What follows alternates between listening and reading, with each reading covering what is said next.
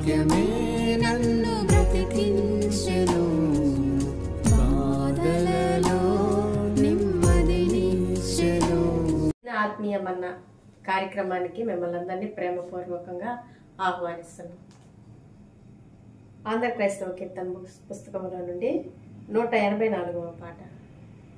ఏమాశ్చర్యమో ప్రియులారా, క్రీస్తు మరణము ప్రేమ చూడరే మనసారా. ఆ మహాత్ముడు మరణ మగురీతి కనుగొన్న, సామాన్య మగునొక్క జనుని చందము కాదు. ఈ మహిని గల పాప జీవుల పై మహాకృప చూపి నిత్య క్షేమమొసగెడు కొరకు పలు శ్రమ చే మృతుండైనాడు స్వేచ్ఛను. ఏమాశ్చర్యము ప్రియులారా, క్రీస్తు మరణము ప్రేమ చూడరే మనసారా.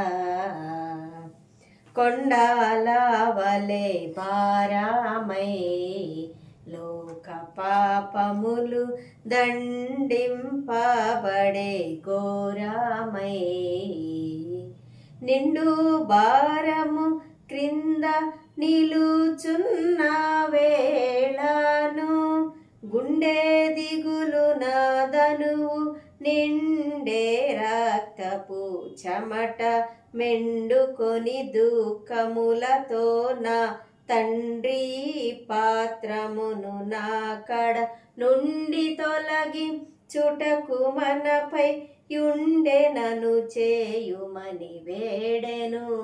ఏమాశ్చర్యము ప్రియులారా.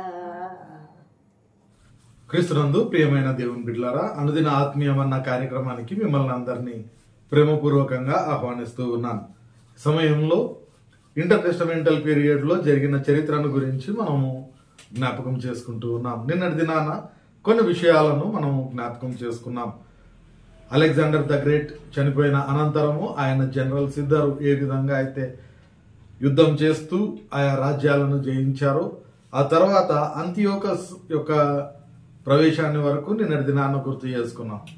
ఈ అంతియోకస్ యొక్క ఆలోచన లేదంటే ఆయన యొక్క దారుణము ఎంత తీవ్రంగా ఉండింది అంటే, యూదా మతాన్ని కంప్లీట్గా నాశనం చేయాలి అనేది ఆయన యొక్క ఆలోచన.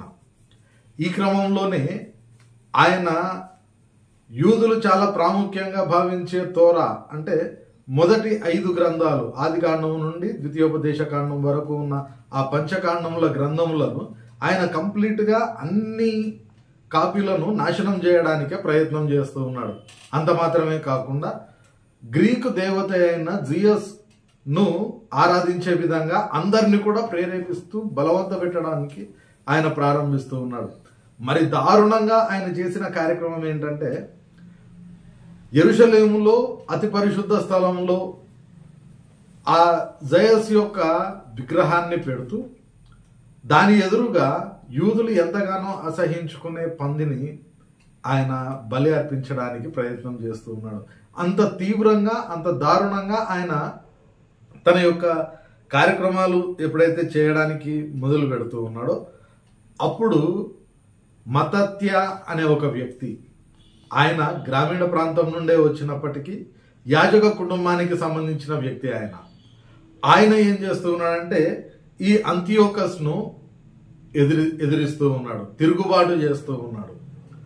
తన యొక్క విశ్వాసానికి వ్యతిరేకంగా ఆయన చేస్తున్నాడని ఆయన వ్యతిరేకించడానికి ప్రయత్నం చేస్తూ ఉన్నాడు. ఆ క్రమంలో ఆయనకు 5 కుమారులు ఉన్నారు. ఆ 5 కూడా తండ్రికి ఎంతగానో సపోర్ట్ చేస్తూ ఉన్నారు. ఆ 5 కుమారుల యొక్క పేర్లను మనం జ్ఞాపకం చేసుకుంటే, మొట్టమొదటి వాడు జుడాస్. ఆయన పేరును మక్కాబీస్ అని కూడా పిలుస్తారు. ఆయన మిలిటరీలో శిక్షణ పొందుకున్న వ్యక్తి, మంచి వ్యూహకర్త, యుద్ధ నైపుణ్యం కలిగిన వ్యక్తి. కాబట్టి పెద్ద కుమారుడు జూడాస్, అనంతరము జోనాథన్, సైమన్, జాన్ మరియు ఎలియాజర్, ఈ 5 కూడా ఈ మత్తత్యాకు కుమారులు. వీళ్ళ 5 కూడా ఏం చేస్తూ ఉన్నారంటే అంతియోకస్ను ఎదిరిస్తూ ఉన్నారు. అంత మాత్రమే కాకుండా అంతియోకస్ ఎవరైతే రాయబారిగా ఒక వ్యక్తిని వీళ్ళ దగ్గరికి పంపిస్తూ ఉన్నాడో ఆ రాయబారిని వీళ్ళు చంపేస్తా ఉన్నారు. ఎప్పుడైతే ఆ పని చేస్తూ ఉన్నారో, ఎప్పుడైతే అంతియోకస్కు రాయబారిగా వచ్చిన వ్యక్తిని వీళ్ళు చంపేస్తూ ఉన్నారో అది మొదలుకొని ఆ యుద్ధం అనేది చాలా తీవ్రమైపోయింది. దాదాపుగా 24 సంవత్సరాలు, క్రీస్తు పూర్వం 166 నుండి 142 వరకు ఆ 24 సంవత్సరాలు ఆ వ్యతిరేకత లేదంటే తిరుగుబాటు యుద్ధాలు జరుగుతూ ఉన్నాయి. దానినే మక్కబియన్ రివోల్ట్ అని పిలుస్తారు. చాలా ప్రాముఖ్యమైన పాత్ర అది ఇంటర్టెస్టమెంటల్ పీరియడ్లో పోషించింది.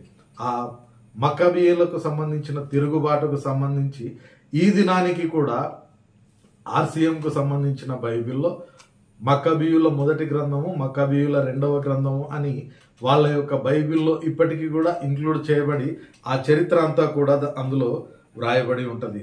అయితే వారు ఆ విధంగా యుద్ధం చేసి తిరుగుబాటు చేస్తూ ఉన్నారు. అది చాలా ప్రాముఖ్యమైనదిగా ఉంది. ఆ తర్వాత యూద వారి నుండి, అంతియోకస్ నుండి ఆ అంతటి యుద్ధం అనంతరము స్వేచ్ఛను పొందుకుంది. స్వేచ్ఛను పొందుకున్న అనంతరము పాంపే అనే వ్యక్తి దానిని లొంగ తీసుకోవడం వలన, ఆయన రోముకు సంబంధించిన వ్యక్తి, ఆయన కొన్ని నెలలు యెరూషలేమును బందీగా పట్టుకొని లొంగ తీసుకోవడం వలన రోమా ప్రభుత్వము అక్కడ ప్రారంభమవుతుంది. ఆ క్రమంలో ఆయన రోమా ప్రభుత్వాన్ని ఏర్పాటు చేసే క్రమంలో ఈయన కూడా చాలా దారుణమైన కార్యక్రమాలు చేస్తూ ఉన్నాడు. ఆ యూదుల యొక్క యాజకులు ఎప్పుడైతే దేవాలయంలో తమ యొక్క పనిని చేస్తూ ఉన్నారో, వారు ఆ ఆరాధనలో ఉన్నప్పుడు, ఆ దేవుని యొక్క పనిలో ఉన్నప్పుడు అనేక మంది యాజకులను ఈ పాంపే చంపేస్తూ ఉన్నాడు, నాశనం చేస్తూ ఉన్నాడు, హత్య చేపిస్తూ ఉన్నాడు. అది అతి పరిశుద్ధ స్థలంలోనే వాళ్ళను చంపిస్తూ ఉన్నాడు. అది మొదలుకొని ఆ రోమా సామ్రాజ్యపు ఆధిపత్యం అక్కడ ప్రారంభమైంది. ఆ దారుణాన్ని యూదులు ఎప్పటికీ మర్చిపోలేరు. అంత మాత్రమే కాకుండా వాళ్ళను మన్నించలేరు.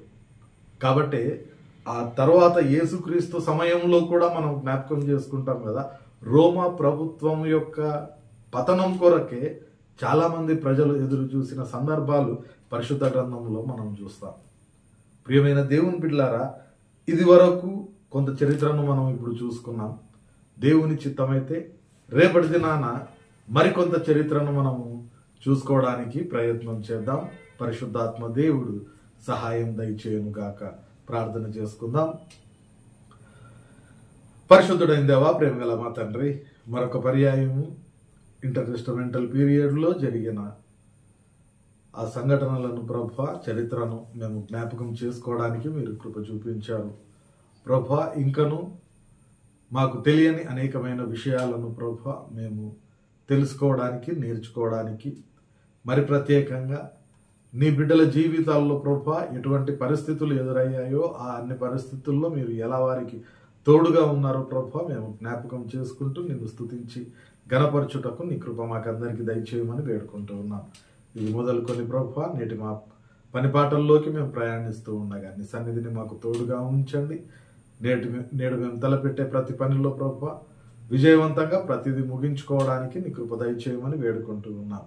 మరొక పర్యాయం ప్రభా ఈ దిన కార్యక్రమాలన్నీ ముగించుకొని రాత్రికాల సమయంలో చక్కటి విశ్రాంతిని మేము పొందుకొని నిశ్చితమైతే రేపటి దినాన మరొక పర్యాయము నీవు అనుగ్రహించే ఈ అనుదిన ఆత్మీయ మన్నాను మేము భుజించే వరకు నీ సన్నిధి, తోడ్పాటు, కాపుదల, భద్రత మాకు అందరికీ దయచేయమని, నేటి దిన దీవెనలతో మమ్మల్ని అందరినీ నింపమని యేసు పరిశుద్ధ నామమున ప్రార్థిస్తున్నాం తండ్రి, ఆమేన్.